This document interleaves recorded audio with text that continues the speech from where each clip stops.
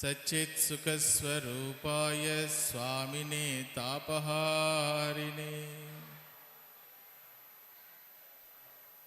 எழுந்திரு பாரதமே விழித்துக்கொள், உன் ஆன்மீக சக்தியால் இந்த உலகத்தின் நாயகனாக விளங்கு என்று ஆன்மீகத்தை அடிப்படையாக வைத்து பாரத தேசத்திற்கு அறைகூவல் விடுத்து பாரத தேசத்தை எழுப்பிவிட்டவர் சுவாமி விவேகானந்தர். 130 ஆண்டுகளுக்கு முன்னால் பாரதத்தின் நிலை மிகவும் வருத்தத்திற்குரிய நிலையாக இருந்த நிலையில் சுவாமி விவேகானந்தர் பாரதத்தின் ஆன்மீக சக்தியை கொண்டு இந்த உலகத்தின் நாயகனாக இந்தியா விளங்க வேண்டும் என்று ஆசை கனவு கண்டார்.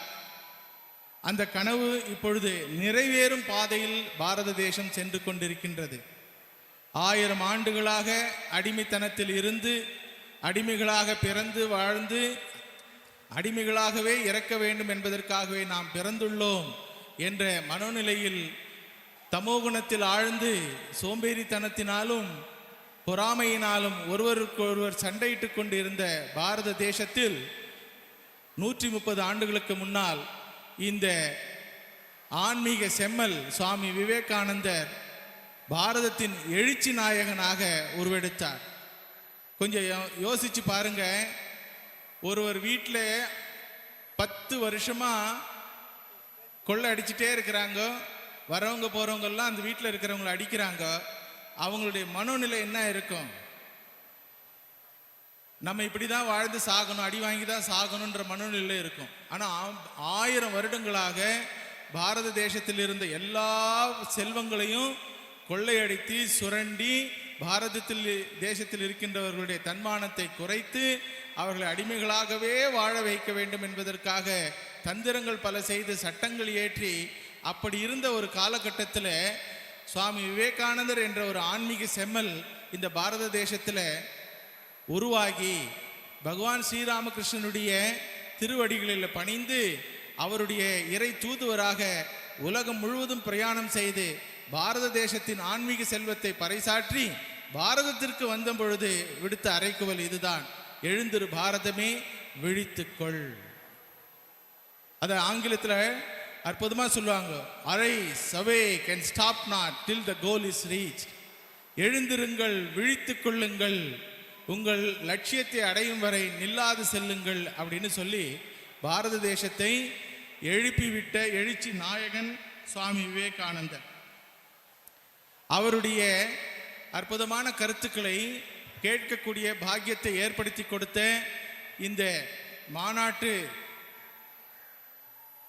மாநாட்டை நடத்துகின்ற அனைவருக்கும் என்னுடைய முதல் வணக்கங்களை கூறி, இந்த மாநாட்டில் கலந்து கொண்டு பக்தர்களுக்கும் குழந்தைகளுக்கும் ஆசீர்வாதம் வழங்கி கொண்டிருக்கின்ற மூத்த துறவி பெருமக்களுடைய திருவடிகளை வணங்கி சுவாமி விவேகானந்தருடைய எழுச்சி செய்தியை உங்களுக்கு கொடுக்க வேண்டும் என்று இப்பொழுது எனக்கு வாய்ப்பளிக்கப்பட்டிருக்கிறது. இது இளைஞர் மாநாடுன்னு சொன்னாங்க. என்னை பொறுத்த வரைக்கும் இது இளைஞர் மாநாடு இல்லை, ஒன்று வயதானவர்கள் மாநாடு அல்லது குழந்தைகள் மாநாடு. இங்கே யாரும் இளைஞரே இல்லை. ஆனால் எந்த வயதில் இருந்தாலும் சுவாமி விவேகானந்தருடைய கருத்துக்களை கேட்கும் பொழுதே நமக்குள்ள ஒரு இளைஞனுக்குரிய எழுச்சி உருவாகிறதுனால, சுவாமி விவேகானந்தருடைய கருத்துக்கள் எல்லா வயதினருக்கும் பொருந்துன்றதுனால சுவாமி விவேகானந்தருடைய எழுச்சி செய்தி ஒன்று புறமுகப்பட்டது, இன்னொன்று அகமுகப்பட்டது. புறமுகப்பட்டது அப்படின்னா என்ன அர்த்தம் அப்படின்னா, வெளி உலகத்தில் சாதனைகள் செய்து சாதிக்க வேண்டும், செல்வந்தர்கள் ஆக வேண்டும், நல்ல பலம் உள்ளவர்களாக வேண்டும், நம்முடைய சிறுமைத்தனத்திலிருந்து நம்மை விடுவித்துக் கொள்ள வேண்டும் அப்படின்றது ஒரு புறமுகமான செய்தி. அகமுகமான செய்தி அப்படின்னா, ஆன்மீக அடிமைத்தனத்தில் எல்லோரும் வாழ்ந்து கொண்டிருக்கிறோம், அறியாமையிலும் அஜ்ஞானத்திலும் வாழ்ந்து கொண்டிருக்கின்றோம், அதிலிருந்து விடுதலை அடைய வேண்டும் என்பது சுவாமி விவேகானந்தருடைய எழுச்சி செய்தியாகும். ஆனால் இப்போ குழந்தைங்களை முன்னிட்டு இருக்கிறதுனால குழந்தைங்களுக்கு தேவையான சில கருத்துக்களை நான் பகிர்ந்து கொள்கின்றேன். இப்போ எந்த குழந்தைய கேட்டாலும் உங்ககிட்ட எவ்வளோ சொத்து இருக்குன்னு கேட்டால் எந்த குழந்தைக்கு தெரியும் சொல்றதுக்கு? எவ்வளவு ரூபாய் இருக்குதுன்னு சொல்லுவான். இல்ல சுவாமி நான் ஏழைன்னு சொல்லுவான். ஆனா விவேகானந்த சுவாமியை பொறுத்த வரைக்கும் யாருமே ஏழை இல்லை. ஏன்னா பிறக்கும் பொழுதே பகவான் 3 செல்வங்களை கொடுத்து அனுப்புகின்றார். அந்த 3 செல்வங்களுடைய விலை மதிப்பு உங்களுக்கு தெரியல, அதனால நம்மளை நாமே ஏழைன்னு நினைச்சுக்கிறோம்னு சொல்லுவார் சுவாமி விவேகானந்தர். என்ன அந்த 3 செல்வங்கள் அப்படின்னா, நம்முடைய உடல், 2வது செல்வம் நம்முடைய மனம், 3வது செல்வம் நம்முடைய அறிவு சக்தி. இதை 3 வைத்துக்கொண்டு மனிதன் சாதிக்க முடியாத செயலே இல்லை. You are the creator of your own destination அப்படின்னு சொல்லுவார் சுவாமிஜி. உங்க இடத்துல இருக்கிற இந்த உடம்பு இருக்கு இல்லையா, இதுக்கு விலை மதிப்பே கிடையாது. இதுக்கு விலை மதிப்பு வேணும்னா ஆஸ்பத்திரியில் போய் கேட்டு பாருங்க. ஒரு கண்ணுக்கு எவ்வளோ விலை, ஒரு விரலுக்கு எவ்வளோ விலை, ஒரு விரல் வேலை செய்யலைன்னா அதை ரிப்பேர் பண்ணுறதுக்கு எவ்வளோ விலை, ஒரு முட்டி வேலை செய்யலைன்னா ரிப்பேர் பண்ணுறதுக்கு எவ்வளோ விலைன்னு கேட்டு பாருங்க. ஒரு கிட்னிக்கு எவ்வளோ விலைன்னு. ஆனால் இதெல்லாம் உங்களுக்கு ஃப்ரீயாக கொடுத்துருக்குறான் பகவான். அதை நீங்கள் பராமரித்து கொள்ள வேண்டும். அதனால சுவாமி விவேகானந்தர் சொல்வாரு, பிளே ஃபுட்பால் அப்படின்னு சொல்லுவார். அந்த காலத்தில் கிரிக்கெட் பைத்தியம். அப்போவே அந்த காலத்திலே கிரிக்கெட் தான் அந்த பிரிட்டிஷ்காரனுடைய காலன்றதுனால எல்லாரும் கிரிக்கெட் போயிட்டு இருப்பாங்க. அப்போ சுவாமி விவேகானந்தர் சொல்லுவாங்க, பிளே ஃபுட்பால். ஏன்னா பந்து அடிக்கிறியோ இல்லையோ நீ ஓடிட்டே இருக்கணும். ஃபுட்பாலில் என்ன, பந்து அடிக்கிறியோ இல்லையோ ஓடிட்டே இருக்கணும். அப்போ உடல் ஆரோக்கியம் என்பது மிகவும் முக்கியம். உடல் ஆரோக்கியத்தில் தமிழர்களை பார்த்தா கொஞ்சம் குறைவுதான். வடக்கில் போனீங்கன்னா இந்த பஞ்சாப், சண்டிகர் அந்த மாநிலங்கள்லாம் போனீங்கன்னா அவங்களுடைய உயரம், அவங்களுடைய உடல் பலம்லாம் பார்த்தீங்கன்னா எப்படி இருக்குன்னு தெரியுங்களா? அதை வைத்து என்னுடைய ஆசிரியர் ஒரு கதை சொல்வார். தமிழ்நாட்டில் இருந்து ஒரு நபரும் பஞ்சாபில் இருந்து ஒரு நபரும் சிங்ஜியும் போயிட்டே இருக்கிறாங்க ட்ரெயினில். அவங்க கன்னியாகுமரியிலேருந்து காஷ்மீர் போகிற ட்ரெயினில் போயிட்டு இருக்கிறாங்க. அவங்க வீட்டில் இருந்து சாப்பாடு எடுத்துன்னு வந்து கொடுத்துருக்குறாங்க. இந்த சாப்பாடு வேலை வந்த உடனே அந்த சிக்ஜி பஞ்சாப்காரர் என்ன பண்ணுறாரு, அவருடைய டிஃபன் பாக்ஸை திறந்தா என்ன இருக்கும், அதில் ரொட்டி இருக்குது. ரொட்டி, கீ, அந்த மாதிரி எல்லாம் ஒரு சத்தான உணவு இருக்குது. நம்ம தமிழ்நாட்டுக்காரர் டிஃபன் பாக்ஸில் பார்த்தா தயிர் சாதம் இருக்கு. உடனே இந்த ரொட்டி சாப்பிட்றவர் கேட்குறாரு, இதை சாப்பிட்டுட்டு நீ எப்படிப்பா உயிரோடு இருக்கிற? ரொட்டி காவ் தாக்கத் லாவ் அப்படின்றாரு. சரி, நல்லதுதான் சொல்கிறான், நியாயம்தான். நம்ம எல்லாம் ரொட்டி சாப்பிட்றதில்ல, ரொட்டி நம்ம சாப்பிட்டு உடல் பலமத்தோடு இருக்கணும். ஆனால் உடல் பலம் மட்டும் போதுமா? புத்தி பலமும் வேண்டும் தானே. அவனுக்கு புரிய வைக்கணுன்றதுக்காக அவன் என்ன திருப்பி சொல்லி கிண்டல் பண்ணுறான், உனக்கு சக்தி இல்லை.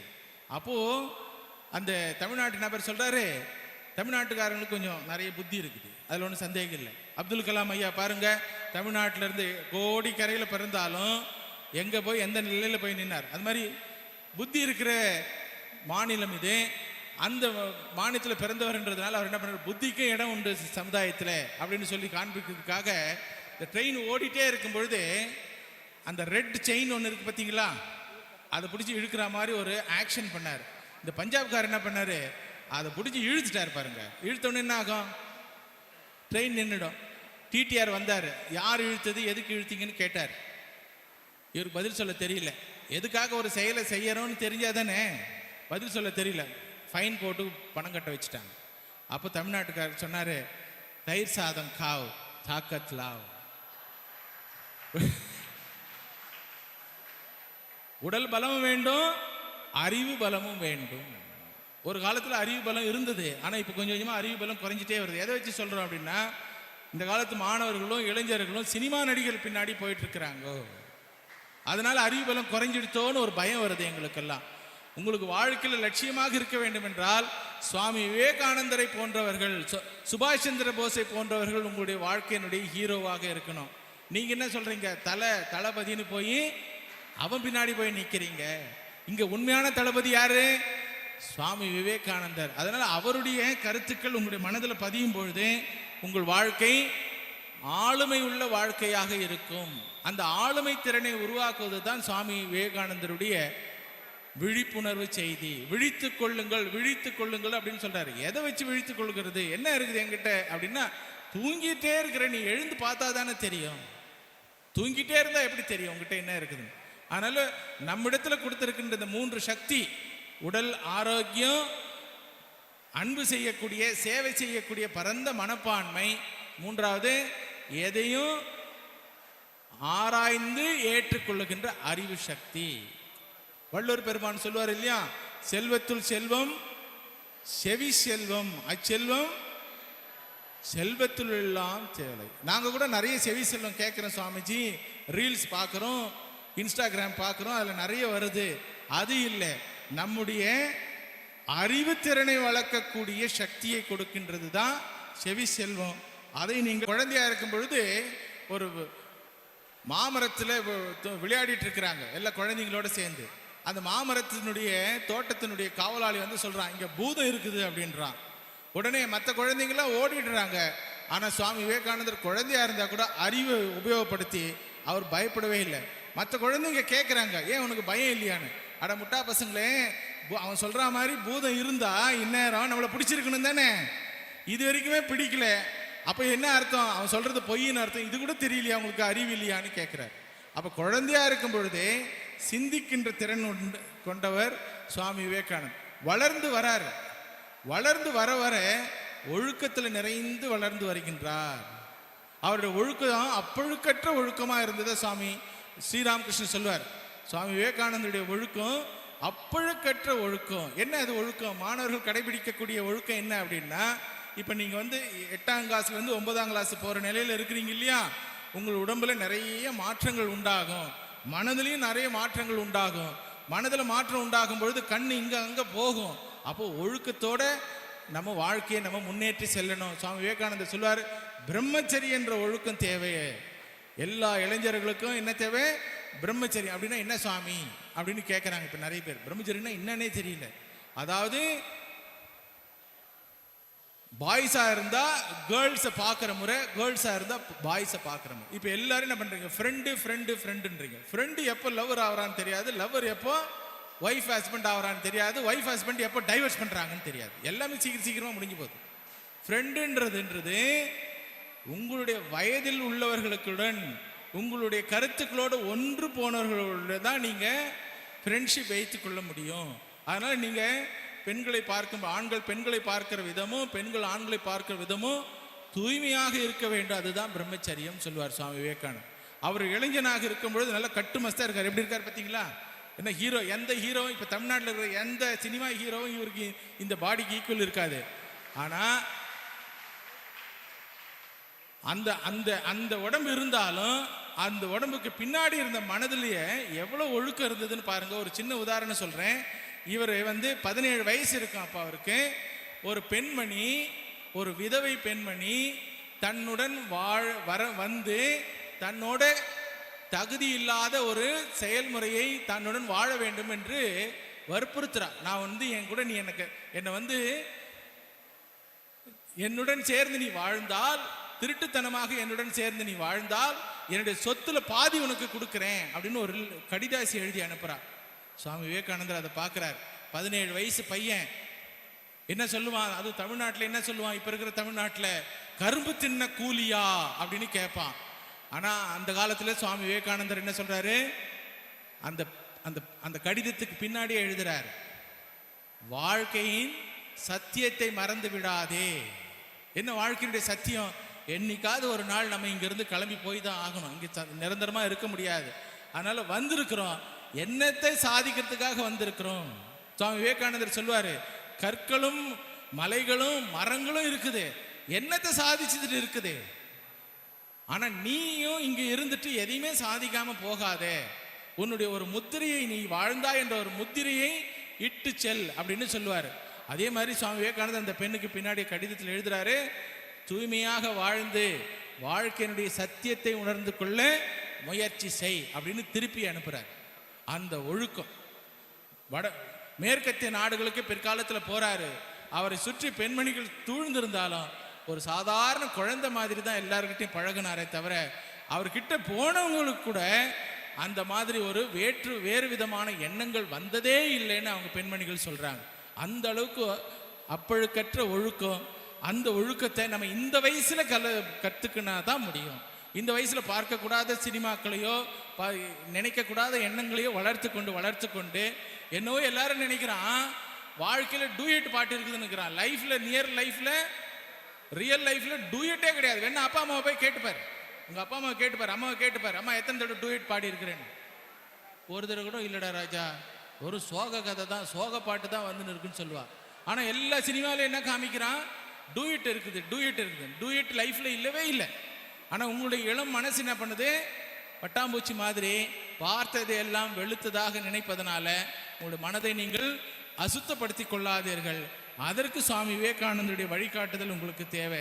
அதனால அந்த பவர் ஆஃப் பிரம்மச்சரியா அப்படின்னு சொல்லுவார் சுவாமிஜி. ஒரு தடவை ஒரு எக்ஸிபிஷன்ல ஷூட்டிங் காம்படிஷன் போயிட்டு இருக்குது. ஷூட்டிங் காம்படிஷன், கன்னு கொடுப்பாங்க, ஷூட் பண்ணணும். எல்லாரும் முயற்சி பண்றாங்க, ஒருத்தர் கூட ஒழுங்கா ஷூட் பண்ண தெரியல. சுவாமி விவேகானந்தர்கிட்ட அவர் சிரிக்கிறாருன்னு சொல்லி கிண்டல் பண்றாருன்னு சொல்லிட்டு அவர்கிட்ட கொடுத்துட்டாங்க, நீங்க சுட்டு பார்க்கலாம், எங்களை கிண்டல் பண்றியா அப்படின்னு. அவர் எடுத்தோடனே பட்னு எல்லாத்தையும் சுட்டுட்டார். உடனே கூட இருந்தவங்களாம் ஆச்சரியப்பட்டாங்க, எப்படிங்க நீங்கள் இதில் வந்து ட்ரைனிங் எடுத்தீங்களா? இல்லைங்க, ஃபஸ்ட்டு டைம் இப்போ தான் துப்பாக்கியை நான் ஃபஸ்ட்டு டைம் என் வாழ்க்கையில் பிடிக்கிறேன்.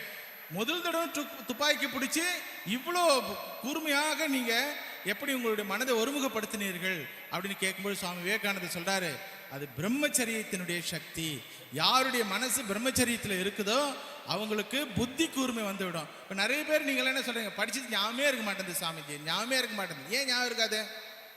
ஞாபகம் இருக்காது தான், எப்படி இருக்கும்? ஏன்னா படிக்கும் போதே நிறைய விஷயங்கள் உங்களை டிஸ்டர்ப் பண்ணிகிட்டே இருக்குது இல்லையா? அதனால் மனதை ஒருமுகப்படுத்தணும்னா இந்த ஒழுக்கம் ரொம்ப முக்கியம். இன்னொரு இடத்துல சாமி வந்து படம் பார்த்துட்டு கொடுக்குறாரா புஸ்தகத்தை? இல்லைங்க, அவர் உண்மையாலுமே படிச்சுட்டாருன்னு சொல்கிறாருங்க. உடனே அந்த லைப்ரரியன் வந்து பார்த்த பொழுது சுவாமி விவேகானந்தரோட கேட்குறான், நீங்கள் என்ன படம் பார்த்துட்டு கொடுத்தீங்களான்னு. இல்லை, நீங்கள் எந்த கேள்வி வேணாலும் கேளுங்க, இந்த புத்தகத்துலேருந்து நான் சொல்கிறேன்னு. ஒரே நாளில் ஒரு பெரிய என்சைக்ளோபீடியா ஆஃப் பிரிட்டானிக்கா அப்படின்ற புஸ்தகம் ஒரே நாளில் ஒரு வால்யூமை படிக்கக்கூடிய அந்த அறிவுத்திறன் அவருக்கு இருந்தது. அதை பார்த்து ஆச்சரியப்பட்டாங்க. அதுக்கு என்ன காரணம்னு கேட்டார். அப்போ சுவாமி விவேகானந்தர் சொல்கிறாரு, அதுவும் பிரம்மச்சரியத்தினுடைய மகிமை தான். அதனால இந்த பிரம்மச்சரியன்றது உங்கள் வயசுக்கு ரொம்ப முக்கியம். பின்னாடி இருக்கிறவங்களுக்கு இல்லை, அது தானாக இயற்கையாக கொடுத்துடுச்சு. ஆனால் உங்களுக்கு இப்போதான் நீங்கள் ஆட்டத்தையே ஆரம்பிக்கிறீங்க. அதனால் உங்களை பாதுகாத்து கொள்ளுங்கள். பகவான் ஸ்ரீராமகிருஷ்ணன் சொல்லுவார், செடி சின்னதாக இருக்கும்பொழுது ஆடு மாடு மேயாத மாதிரி பார்த்து கொள்ள வேண்டும். பெரிய மரம் ஆகிடுதுன்னா அப்புறம் எத்தனை மாடு வந்து மோதினாலும் மரத்துக்கு எதுவும் ஆகாது. அதுபோல் உங்களுடைய வாழ்க்கையில் இன்னும் வரக்கூடிய 7 வருடங்கள் இல்லை, அது 8 வருடங்கள் மிக முக்கியமான வருடங்கள். அந்த 7-8 வருடங்களில் சுவாமி விவேகானந்தருடைய உங்கள் உள்ளத்தில் அவரை ஹீரோவாக வைத்து விட்டால், அவரை கதாநாயகனாக நீங்கள் வைத்து விட்டால் உங்கள் வாழ்க்கை மிகவும் ஒளிமயமாக இருக்கும் என்பதில் சந்தேகம் இல்லை. அந்த மாதிரி ஏதாவது சந்தேகம் இருக்குதுன்னா, நம்ம இப்போ அப்துல் கலாம் ஐயா இருக்கிறாங்க இல்லையா, அவருடைய வாழ்க்கையை நீங்கள் படித்து பாருங்க. உங்கள் வயசு குழந்தையா இருக்கும் பொழுது அவருக்கு சுவாமி விவேகானந்தருடைய புத்தகம் கிடைத்தது. இப்போ பிரதம மந்திரியா இருக்கிறார் இல்லையா நரேந்திர மோடி அவர்கள், அவருடைய வாழ்க்கையும் படித்து பாருங்க. உங்கள் வயசு குழந்தையாக இருக்கும் பொழுது சுவாமி விவேகானந்தருடைய கருத்துக்களை ஏற்றுக்கொண்டார். அதையே சுபாஷ் சந்திர போஸ்னு ஒரு பெரிய தேச பக்தர் ஒருத்தர் இருந்தார். அவருடைய கதை நீங்கள் உங்களுக்கு எத்தனை பேருக்கு தெரியும்னு தெரியாது. அவரை பிரிட்டிஷ்காரங்க அவரை சிறையில் வைத்து விட்டார்கள். வீட்டு சிறை அப்படின்னு சொல்லி ஹவுஸ் அரெஸ்ட்னு சொல்லி வச்சுட்டாங்க. குடும்பத்தில் இருக்கிறவங்க கிட்ட சொல்லிட்டு, நான் இருக்கிற மாதிரி நீங்கள் காமிச்சிங்க, ஆனால் நான் இங்கேருந்து தப்பிச்சு போயிடுறேன் அப்படின்னு சொல்லி ஹவுஸ் அரெஸ்ட்லேருந்து, வீட்டு சிறையிலிருந்து தப்பித்து தனி மனிதராக கல்கத்தாவிலிருந்து ஆப்கானிஸ்தான் செல்கின்றார். கல்கத்தாவுக்கும் ஆப்கானிஸ்தானுக்கு எவ்வளோ தூரம் இருக்கு யோசனை பண்ணி பாருங்க. வேணா பூகோளத்தில் போய் பாருங்க. ஆப்கானிஸ்தான் போறார். அங்கிருந்து ஜெர்மனுக்கு போய் ஹிட்லர் என்பவரை சந்திக்கின்றார்.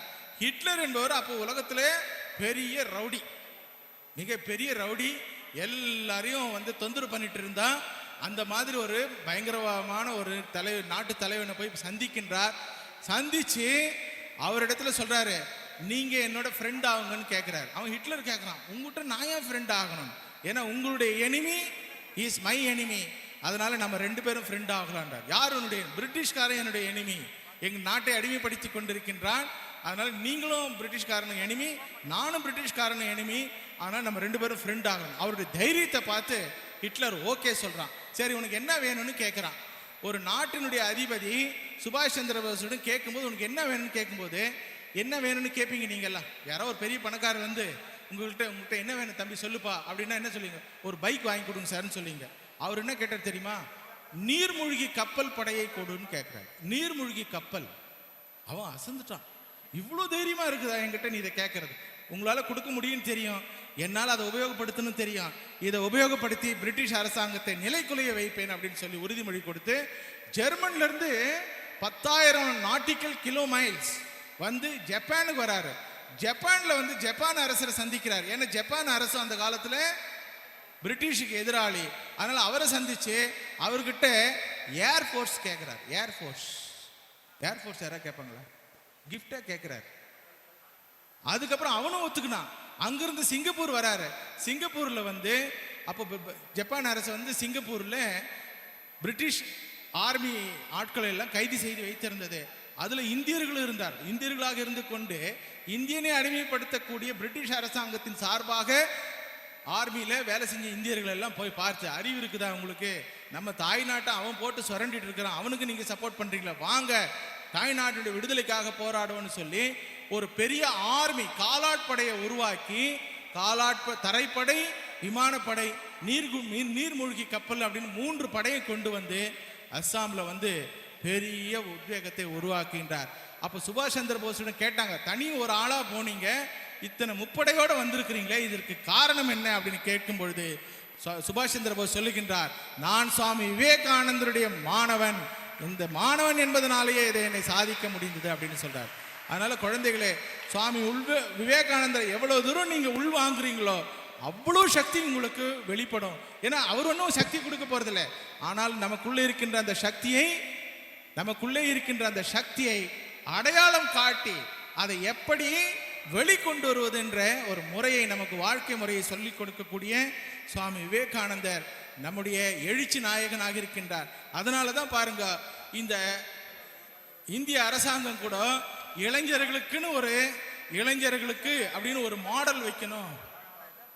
அவர் யாரை பின்பற்றினால் இளைஞர்கள், இந்த பாரத தேசத்தினுடைய இளைஞர்கள் எப்பொழுதுமே இளமையுடன் விளங்குவார்கள் அப்படின்னு பார்த்தா, அந்த காலத்தில் எத்தனை சினிமா நடிகர் இருந்தான், அந்த காலத்தில் எத்தனை பேர் சுதந்திர போராட்ட வீரர்கள் இருந்தாங்க, யாரையுமே அரசாங்கம் செலக்ட் பண்ணல.